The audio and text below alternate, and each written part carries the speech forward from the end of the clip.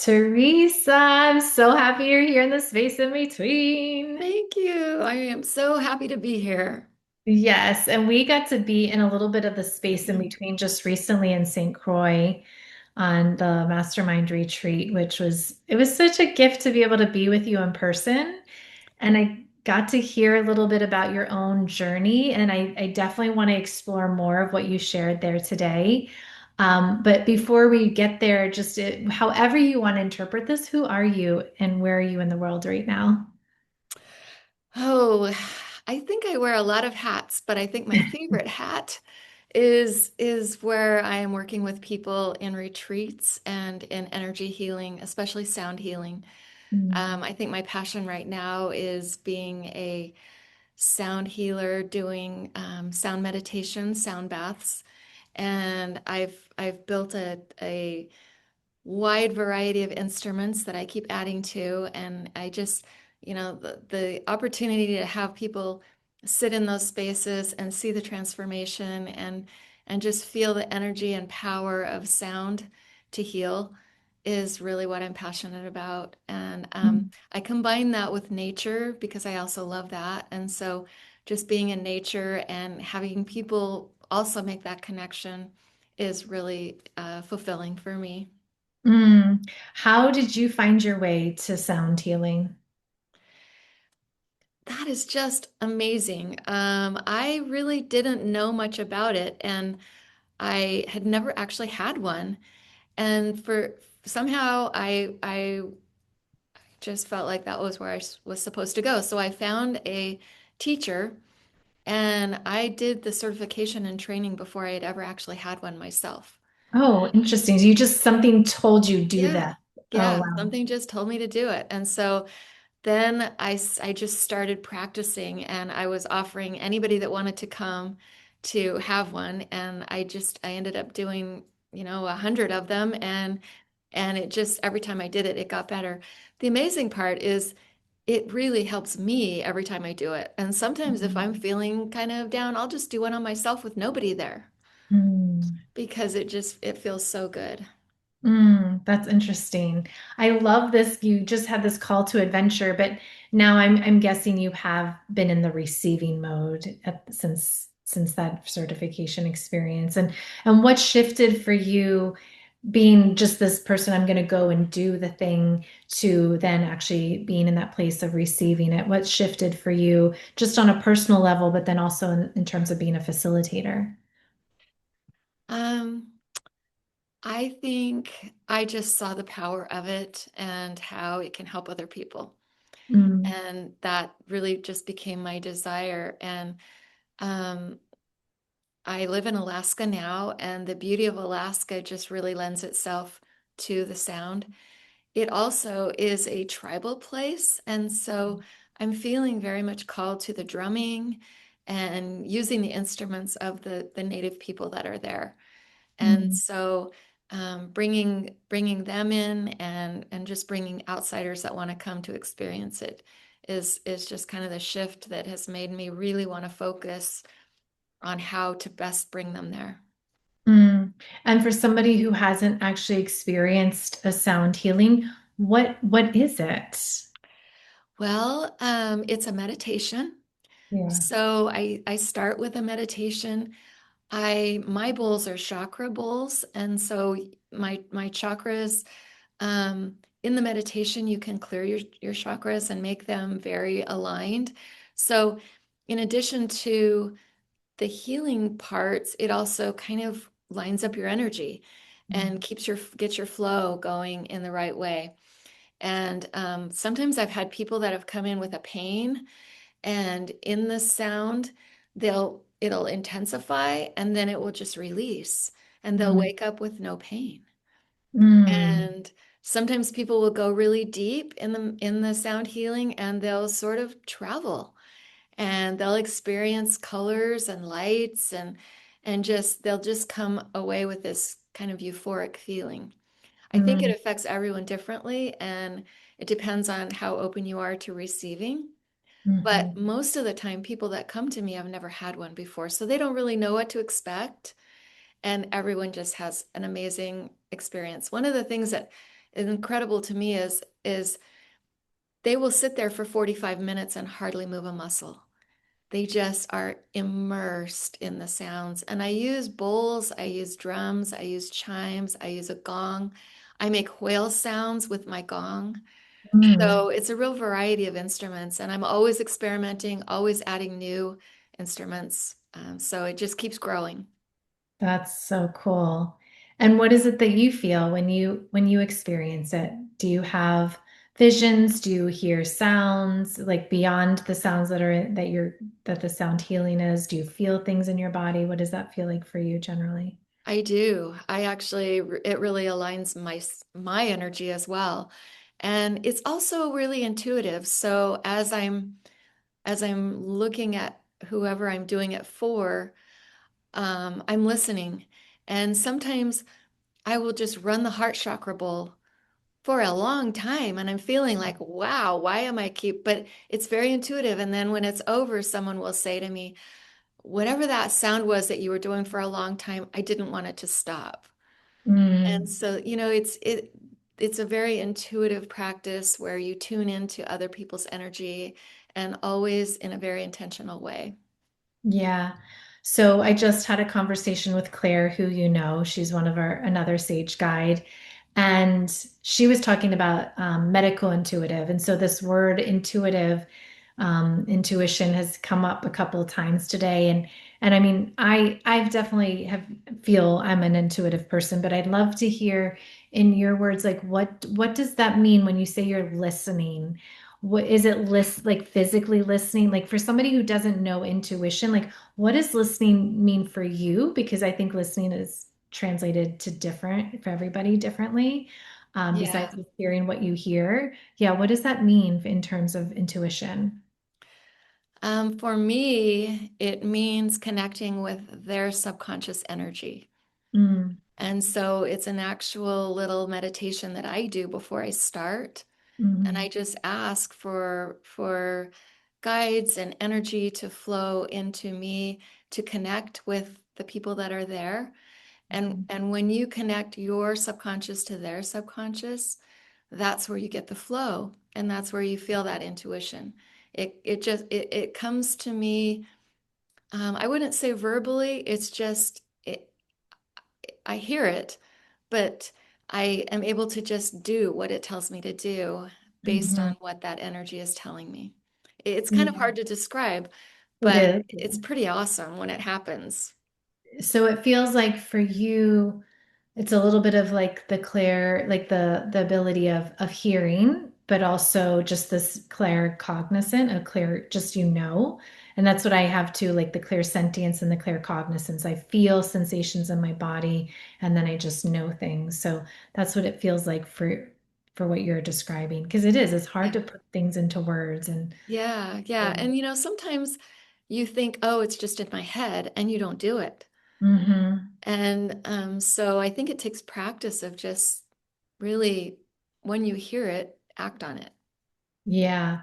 Is there, besides the sound healing, like a way like to strengthen it, your muscle, your intuition muscle that you've done over the years?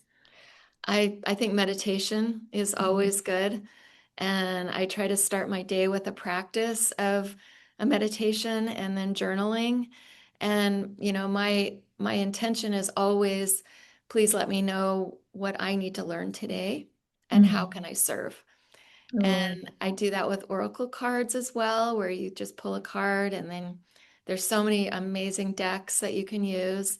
And that also is kind of it's a little bit of a prompt to help mhm. you to know where you need to go in that day. And then it's a consistent thing where you just get in the flow. You wake up in the morning and that's what you do. Mm.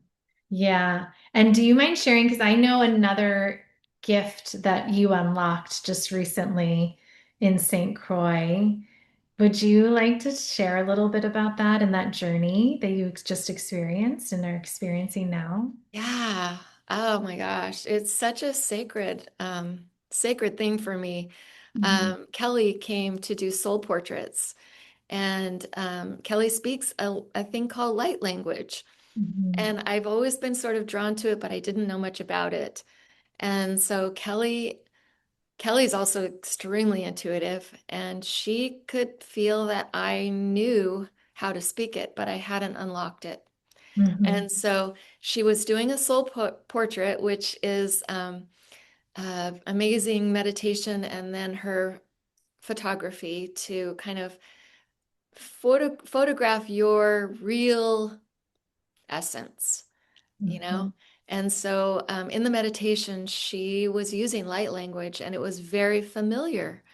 And in that meditation, she unlocked my ability to speak. Mm-hmm. And so the meditation was recorded. I listened to it that night. I listened to it the next morning, and I started speaking. And it was as if it was a language that always known. Mm. And I couldn't turn it off. I Yeah. just kept speaking. And then all day that day, all I wanted to do was go back into that state and be there again. And Mm. since then, I do it almost every day. I pretty much do it every day. And I'm just growing that ability. And within that ability is also a healing modality that I hope to be able to learn to use. When I have that practice down, it will flow into my sound healings. My sound baths will also include light language. Mm. Yeah, I was just thinking that for you. That would be such a beautiful way to integrate it into the sound healing. And I got full body chills when you were just talking about that. Oh, I love that. Yes, you're on the thank right you. path. That's I think amazing. so. And I wouldn't have come there without Kelly. I mean, she was just that, that synchronicity right there at that time. And I'm so grateful to her and to you. Yeah. Oh, thanks. Yeah, I was the bridge for you guys to meet. Yeah. Yeah. Yeah, yeah. Kelly, for those who haven't been on, and we all have Kelly on. I don't think she's been on this space in between yet, but she's one of our other sage guides too. That's amazing. Yeah. So we'll bring her back to state space in between soon. Yeah, and the other thing, I know a little bit about your journey, because you have this beautiful property in Alaska, and I know you're doing some amazing things for yourself and holding space for others to bring people there. But before we even get there, I want to hear a little bit more. Again, feel free to share what you already have told me, about how you landed in Alaska, because this is so fascinating. Where were Okay. you? Where were we when you started this journey? Well, my husband had the idea to live on a boat. And Mhm. so we built a sailing catamaran, and our goal was to circumnavigate the world. But we started in 2020 when the world shut down, and that really kind of changed our plans and our focus. So, Can I stop for just a second? Because sure. I am curious, speaking about intuition, because it feels like he heard some call to adventure. And and you didn't know that the pandemic was on the rise, but where were you in that journey? Were you like, yay, let's go? Or was there anything inside of you being like, this is going to be interesting? Like, where were you on that part of the story? It took about 5 years to convince me. Oh, okay. It took a Yeah. while. Okay. And it just happened to be like 2020 that you said yes. Well, no, we got the boat in 2016. Okay. And Okay. so we were preparing and all that, but it what it meant was that I was giving up my home. Mm-hmm. I was leaving my town that I was familiar in, which was San Diego. Mm-hmm. I was going to be far away from my family, Mm-hmm. and I was going to be on the water, which I'm very afraid of. I didn't know that when you first told me this, and then we explored that in St. Croix. Okay, amazing. Yeah, so that was a lot. Yes. It was a lot to ask, but it was really a dream of his, and he let me design the boat. So I'm a designer by trade. I'm an interior designer, and so that made it my home because I built it. Mm-hmm. And so he was very smart to have Yeah. me emotionally invest in the Mm-hmm. in the boat. And then through some really amazing storms and things that happened, Yeah. I became very confident in the boat. In fact, I went from Florida to Panama. So some of those Caribbean waters, when we were in St. Croix, I was just staring out there going, I remember being out there. Wow. I didn't know that. You didn't share that there. Oh my Yeah, gosh. yeah. So it Amazing. was very, I kept looking at the water, just going, I love being on the water, but I really love being on land too. So here you were, it took him 5 years to get you to that point of going, hey, let's go live on a boat. 2020 comes, you guys are about to do this. And then what? So we kind of had to stay in San Diego for 2020. 2021, um, we took off to go to Hawaii because we decided if we couldn't go south to the South Pacific, we would go north Mm, because Alaska was America mhm, and we could still sail up there. And we didn't know anything about it. We'd never been there, but we had to go via Hawaii. mhm. We got to Hawaii. We had something break on the boat. We ended up staying a whole summer in Hawaii. Everybody says, oh, how great that is. It's not great when you're on a boat. It's not. By the end of the summer, I was so traumatized, I wanted to sell the boat.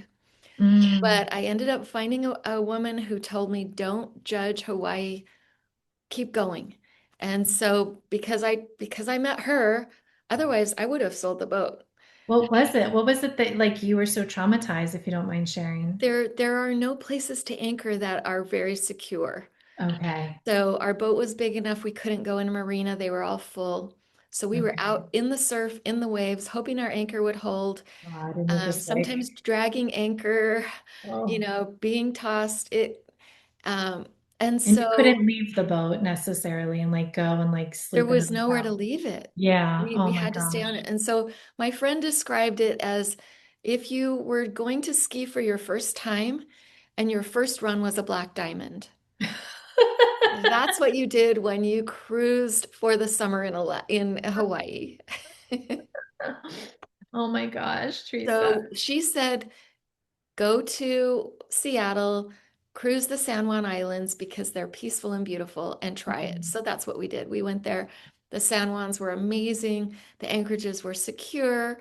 They were beautiful. I just loved it. And so my husband said, do you want to keep going? And I said, yes. And so we went from Seattle all the way up to Sitka, Alaska, and we cruised the whole summer. And how long is that journey for people? Because I literally have no idea. Like, how long did it take you to go from San Diego to Hawaii and then Hawaii to Seattle? So Like, San Diego to Hawaii is about 21 days. what? And then you get there and you're like, I want to get off this thing. And Yes. then he's like, no, we have to go like how many more days to Seattle? Well, then my husband took the boat with another crew. I Okay. flew to Seattle. Oh, there we go. Got it. Yeah, I was uninvited on that one. Oh, he actually made that choice. Okay, good. So Well, it was mutual, yeah, but it was mutual. Okay, cool. So then yeah, you flew there and he got there in like 20 days or something. And you yeah, got to Seattle, you went around the islands and you're like, ah, okay, this is better. yes. Okay. And then it took us about 2 weeks, because you have to go through Canada. Mm-hmm. And that was during COVID or post-COVID, but still they were like, we don't want you here. So we got through Canada and then we spent the summer in Alaska and it was just it's like a breath of fresh air. Like Mm-hmm. you can just breathe up there and we were in places where there were no other boats. It looked Mm-hmm. like nobody had ever been there. Wow. And so it was absolutely sacred, still, peaceful, energizing. So we liked it so much. At the end of the summer, we took the boat back to San Diego. It was in Ensenada in Mexico.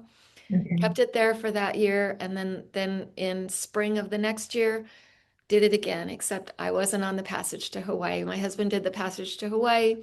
Then he did the passage to Alaska directly.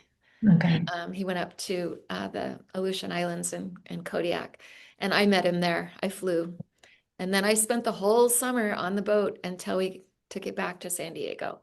But while we were in Alaska the second summer, we thought we love it so much. How about if we maybe find a place there? Mm-hmm. And my husband, he ran over a fishing line, which damaged our engine. So it was kind of his mistake that brought about the whole opportunity to live there. It's kind of funny Oh, how that works, you know. yeah. Sometimes your worst mistakes becomes your biggest blessing. Hmm. And so we had to haul out the boat to fix it. And there were only two places in Alaska that had a lift to haul it out. One of them was called Huna. Hmm. And so we hauled the boat out in Huna, but it's such a small place, there was no one there to fix it. So my husband had to YouTube University how to fix the engine once it was out of the water, which he's amazing and he did. But during that time, we met someone named John. And John was a longtime resident of Huna, and he helped us make a part for our boat. Then he kind of adopted us and took us all around the town for 2 days Hmm. and, you know, showed us places and but there was nothing for sale, nothing that. So fast forward a couple months, we had left Huna and we were down cruising in Sitka, and John calls us and says, "Something's for sale. Get back up here." So we Hmm. literally spent a day and a half going back to Huna, and Hmm. we found this little cabin. We met the couple that owned it. The synchronicity was just there, and we knew that was we wanted to buy it. We did it like sight unseen, basically. I mean, we saw it for 20 minutes, no inspections, no appraisal, nothing. We just bought it. Yeah. And then the next year, we were back at the cabin. We still had the boat, but it was down in Mexico. Someone out of the blue said they wanted to buy the boat. It Mm. wasn't for sale. It was what we were living on. We were like, well, we don't have a place to live with if we don't have the boat. And they Hmm. said, but we really, really want the boat. Mm. So, in the process of selling the boat, there was a large house that was um, just behind us on the same driveway, even that came up Oh. for sale. Oh. And so it just happened that we were able to sell the boat, take that money, and buy this bigger house. And we decided to turn it into a lodge. And I don't know where that idea came from, other than just it was just downloaded to me that I was Hmm. supposed to bring people there because Mm. the magic of Huna is so incredible. I just needed to share it. Wow. I love that. I love how and what I heard in that message of like the biggest, what did you say, your biggest mistakes or failures are again to being your blessing? Yeah. Yeah, And it was just yeah, this invitation into this adventure. I mean, there were a couple of invitations into the adventure for you along that story that you just shared, but that's beautiful. And I know that it wasn't all romantic and like, yes, and I mean, you were very much like kicking and screaming at moments, I'm sure, but it sounds like overall, you and your husband have listened to that call to adventure and have surrendered to it more or less. And now you're here in this beautiful property. And that's what brought you to nOMad because you were just like, hey, I need to open this up to people, right? So yeah. so tell us a little bit more about Huna and your property. Well, Huna is a town of about 700 people. Okay. It's a Tlingit village, which is the native tribe there. Mm. So I feel very honored and I want to respect the tribe for allowing us to be on their land. Mm. And I want to bring that into the retreat so that people, when they come, also learn about that culture because it's an amazing group of people there. Mhm. And Huna can only be accessed by boat or plane because it's an island. Mm. So part of the adventure of getting there is that seaplane ride or that ferry ride. Mhm. And last summer we had about 60 people come and visit us. Amazing. And pretty much every one of them said they want to come back. That's So great. that's Yeah. just is what happens. The energy in Huna is very, very powerful. And you feel it when you walk on the land, and you feel it in the trees, and you see it in the mountains. And it's one of the best whale watching places in Alaska. It's Mm. in Southeast Alaska, which is just 35 miles from Juneau. Okay. And the humpback whales migrate either from Mexico or Hawaii, and they are there from about April to end of September. And they have incredible energy. In fact, I can't wait this summer to go out with some of my sound bowls and sing to them. and see what happens because their sound and the sounds I make are so similar. Yeah. And I think that will be really exciting. We bought another boat, so we have a small boat that we use in combination with the lodge. So people that come to the lodge, it's called Huna Matata, and the people that come to the lodge will also go on the Huna Matata boat. That's awesome. Yeah. I love Yeah.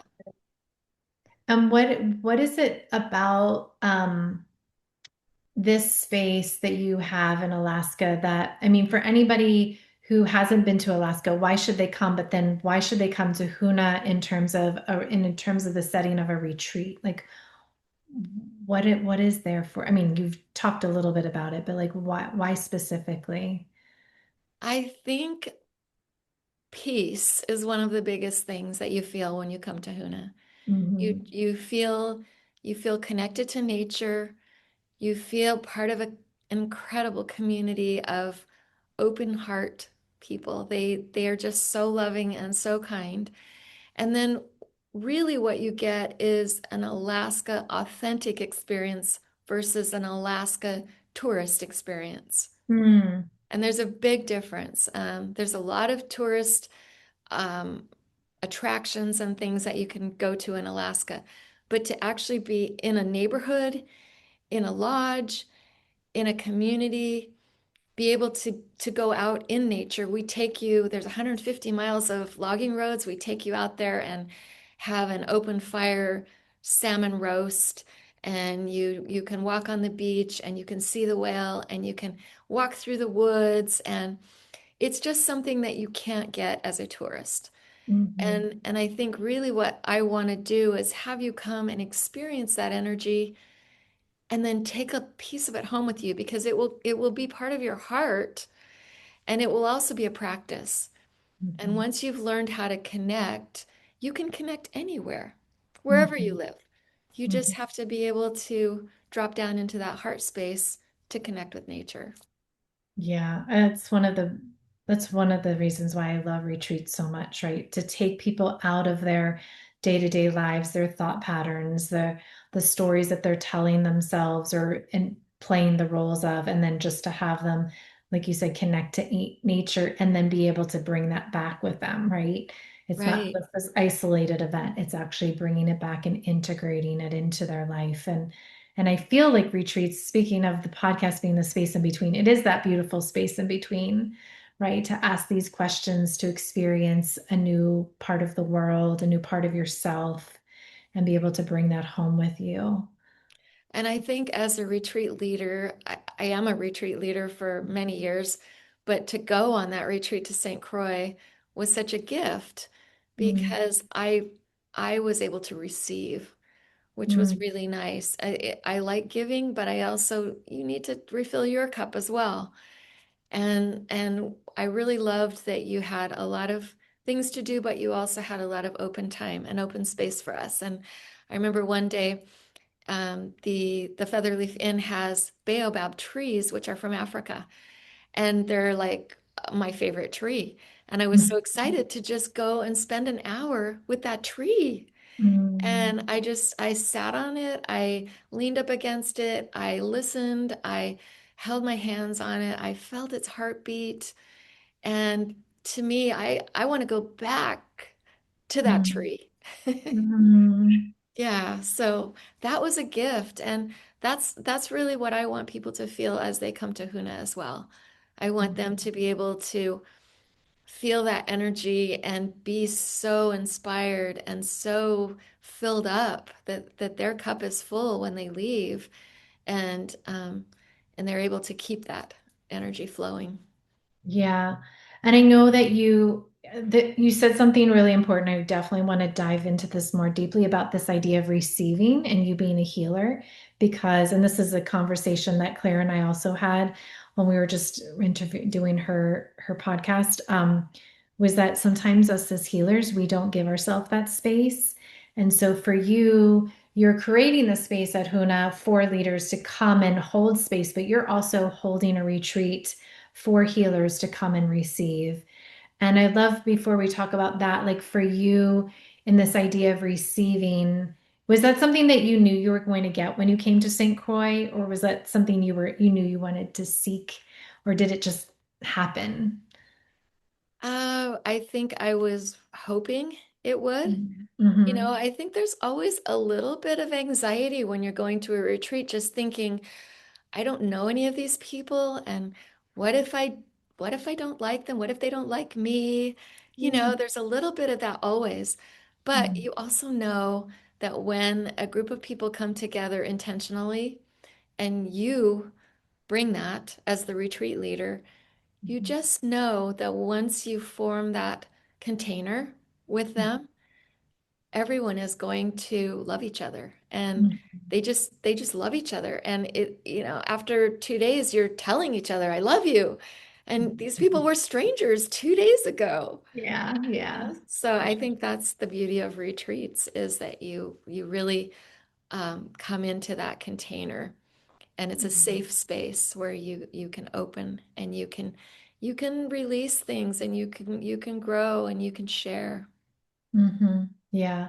And when because right before we pressed record, you were talking about a project that you're doing right now back in San Diego before you get to go back to Huna. And you were saying like, I don't do this halfway, right? Like I show up 100%. So I'm curious to know with that, just coming off of that experience of receiving in St. Croix, like how is that going back into this thing that you have to like put 100% into? And like, what's that energy feel like? Oh, it's completely different, but um, I think one of the things is, when I first started this project after the retreat, I was Mhm. really resistant. I was like, I don't want to be here. I don't want to be Mhm. doing this. I want to be back in St. Croix. I want to be Mhm. back in Huna. Mhm. But I also realized I committed to do this Mhm. project. And so what I need to do is be here, and be right here, right now, and Mhm. keep my practice so that I can still feel good, and I can enjoy the energy, and I can know that what I'm putting in is something that somebody really needs, and I'm helping in that way. So I'm continuing to help, but my attitude has to be that it's okay that I'm here.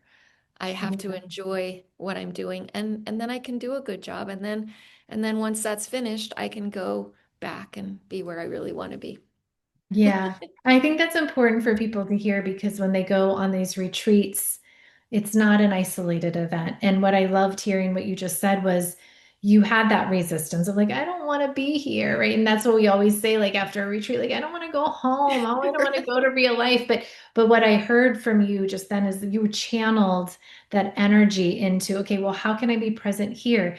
Because that's really the gift, right? Is being present and that is what releases the resistance, which is really, really special that you were able to do and are doing now. Yeah, and I have learned those tools. It wasn't something that I knew. I had Yeah. to learn. Yeah. And so do you want to share more about the experiences that you're holding up in Alaska for retreat leaders to come and bring their groups and the retreat that you're putting together now? Sure.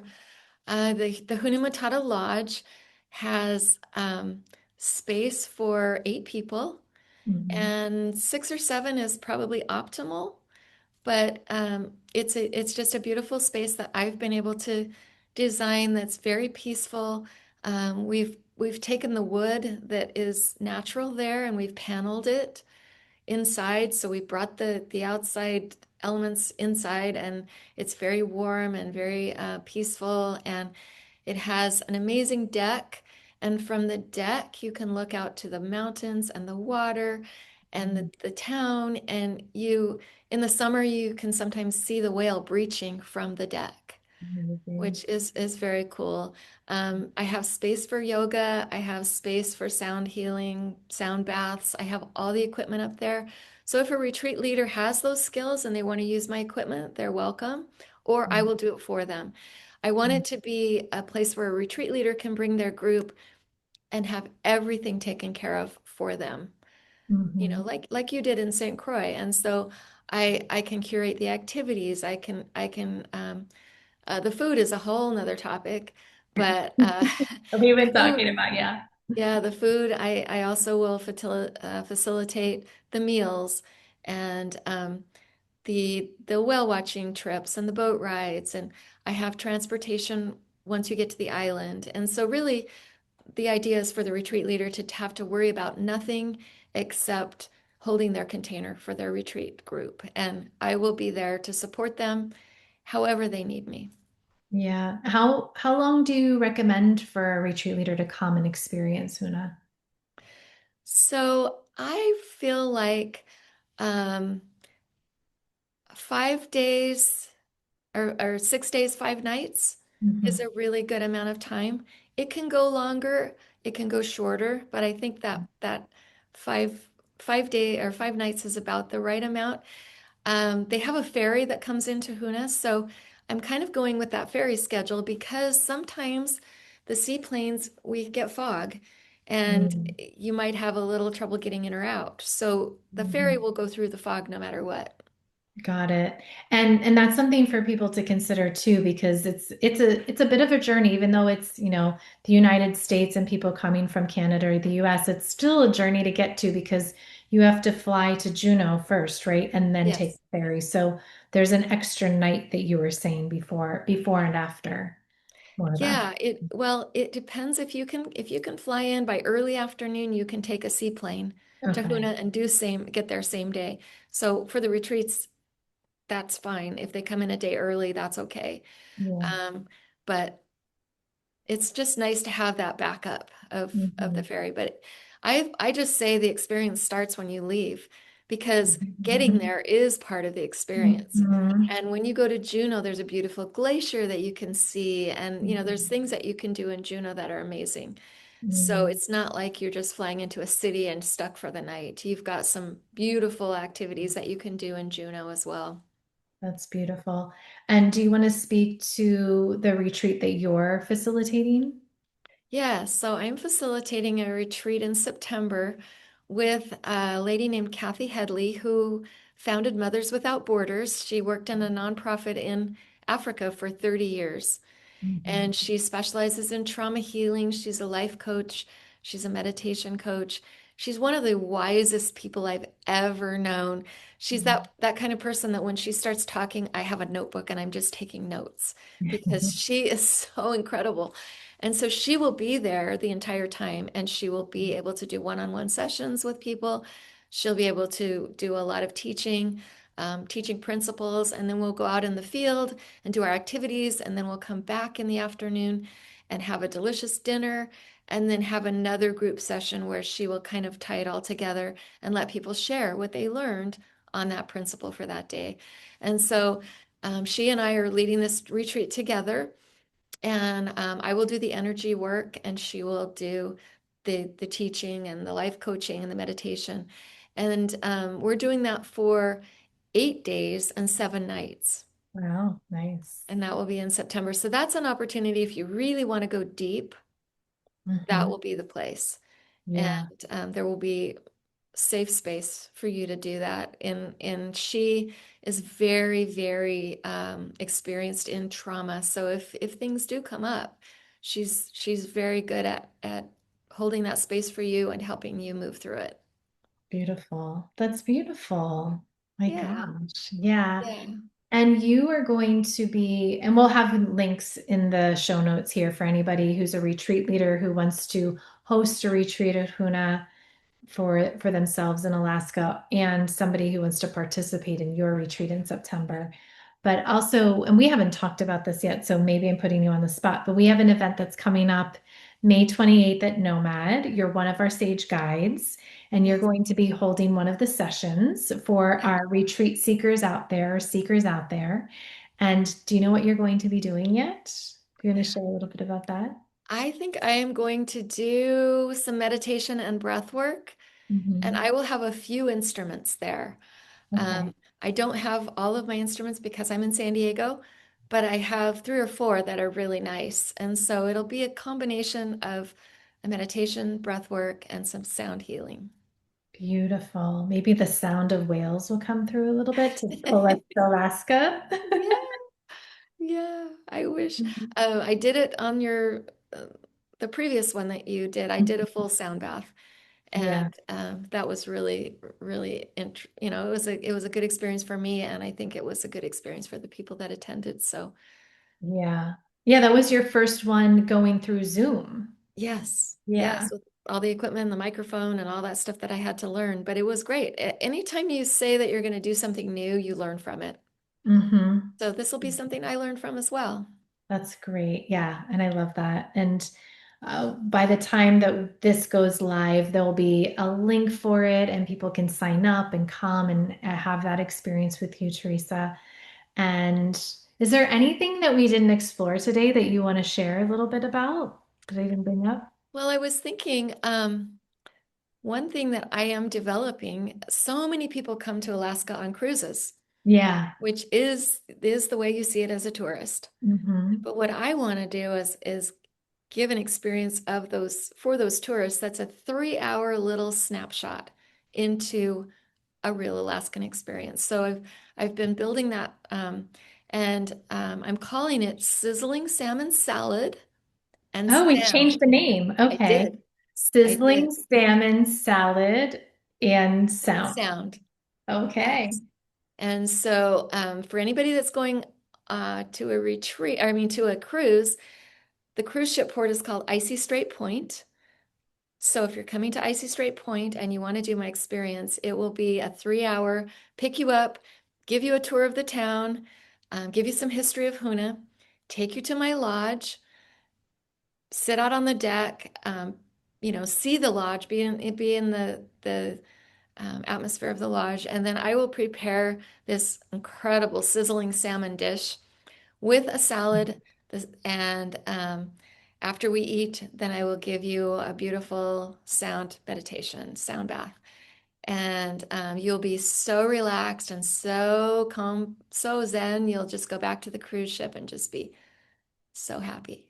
I love it. That's funny because when we were in St. Croix, there was also cruise ships there. And I don't know if it was the day that we went into town with the group or if it was by myself before with Flo, but we saw a bunch of people on the cruise ships and they had that time off. And so many of them were just coming back drunk because they just went to the bars. So I'm thinking, oh my God, no, this would be so much better to come back zened out with your, just getting the sound healing and your salmon salad. That's amazing. I love this idea.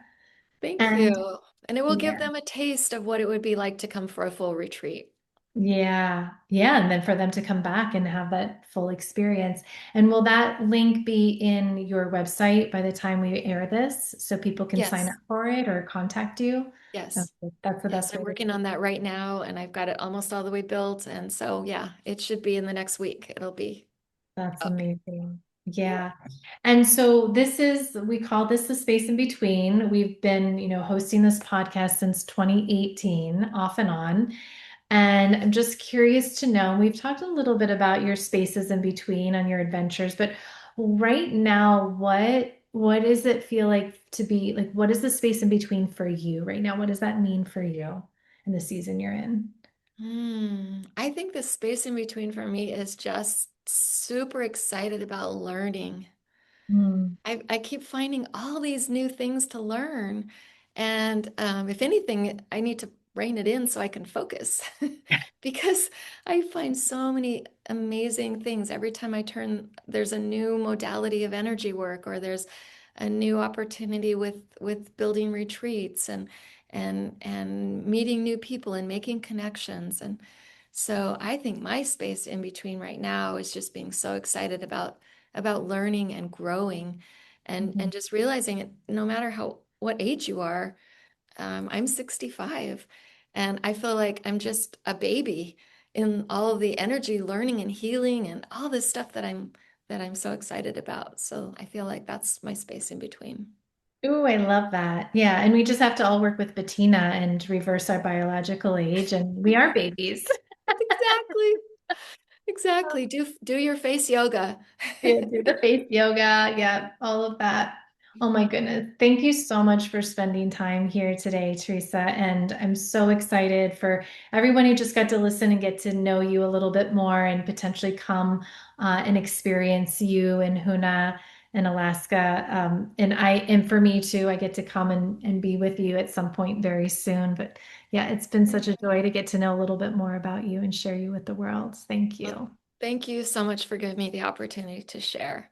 Yeah. I love you. I love the nOMad organization. I feel like it's such a great community, and I've learned so much from you, and I continue to learn. So thank you. Oh, you're so welcome. Yeah, we love having you in Nomad Land. Thank you.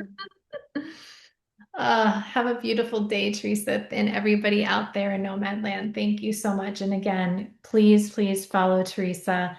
All the links there. Are you going to share your Instagram handle? Because I'm always bothering you about your social I'll put media. it Do you in the want notes. to? I'll Okay. send it so it can be in the notes. Yes, we'll make sure that you go ahead and is it, we're doing like Taste of Alaska or Little Flavors of Alaska or something like that. What were you calling it? Yeah, I think it was Wonder. Wonder, the moments of wonder in Moments Alaska. of Wonder in Alaska. Yep. Yes. Okay. So please, if you're just thinking, I don't know, I mean, for me, I was like, Alaska, that feels cold. If you watch the photos and the videos that Teresa shares and her moments of wonder in Alaska, your heart will definitely feel like you want to go there too. So, yeah. Thank Thank you. you. Yeah. Thank you. Thanks.